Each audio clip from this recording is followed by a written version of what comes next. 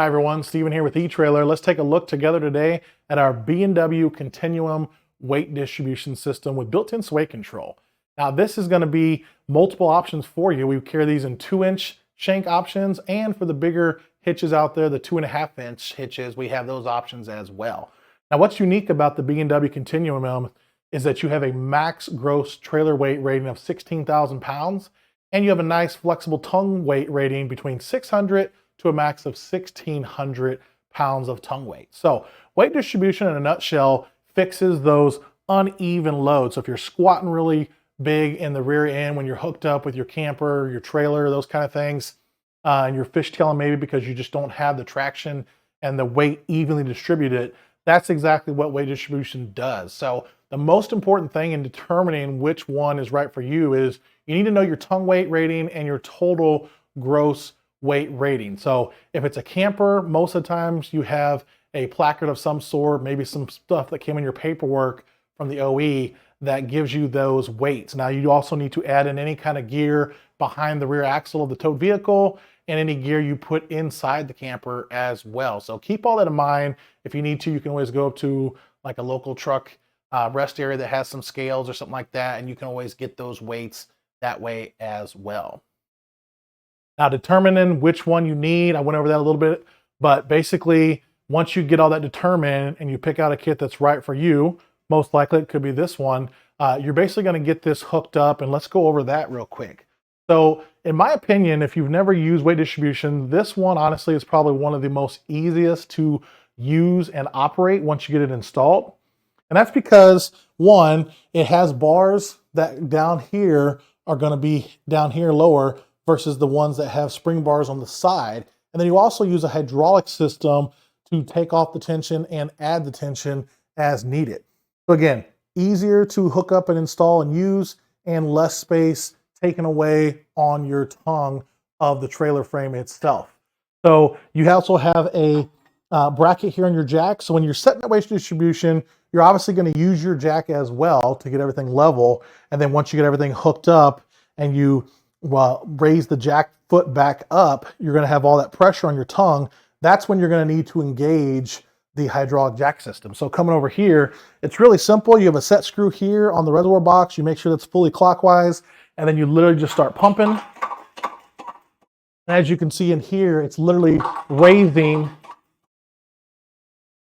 that tongue and getting it to where you need. So you want to make sure it's level, you want to make sure it's riding good, and then once you get all those settings finalized, you're going to take a reading here on the gauge and just make a mental note or write it down. Hey, I have to be at, whatever the PSI is, I don't know, 600. That way next time you know exactly where you need to be. If you need to fine tune it, you can slowly release some of the hydraulic fluid, or when it's time to camp or unhook, then you can spin it all the way counterclockwise and then let that hydraulic fluid go back, thus releasing all the pressure back off.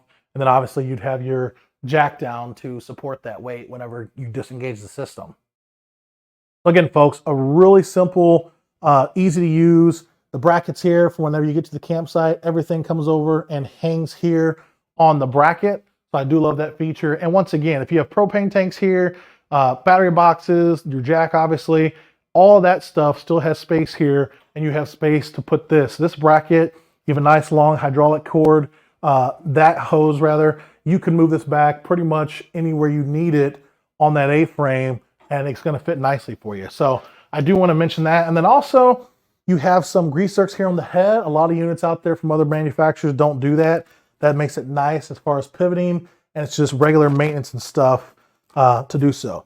And then of course you have your shank assembly here. That's what we're going to go back to the tabletop here and discuss now for the rest of our time together. So like I mentioned before when we started, you have the 2-inch shanks and you have the 2.5-inch shanks. And basically the difference is the drops on some of these and then the overall length. So like this guy here is 4 inches longer in length than this guy. So why do I need those, Steven? Well, pretty simple. Again, if you want to open the tailgate, maybe you need clearance because the way your jack sits on your setup, that'll allow you to open your tailgate if you have that shank longer out. Maybe you have a Jeep or a Bronco and you need that extra space for the spare tire. Maybe you have things that you need as far as like your truck's lifted, or some of the new trucks nowadays just naturally sit higher than what they did even 2 to 5 years ago. And you might need that extra drop to get those. So I want to throw up a graphic. These are the kits we offer for your standard coupler setup. And the top left, you got your standard 2-inch shank. And again, these are all kits. You're getting everything that I went over with today. I just got a quick cutout there to show you the difference in the shanks mainly.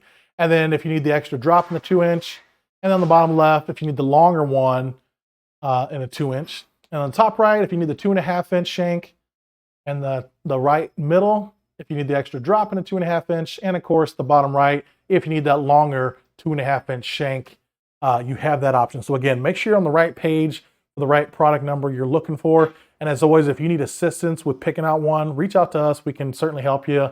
We love helping out our neighbors. And then one last thing before we go, these cannot be used if you have a surge type trailer brake. So just keep that in mind as well.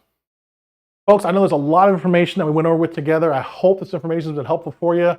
Again, reach out to us if you have any further questions about this or any other weight distribution systems, and have a great day.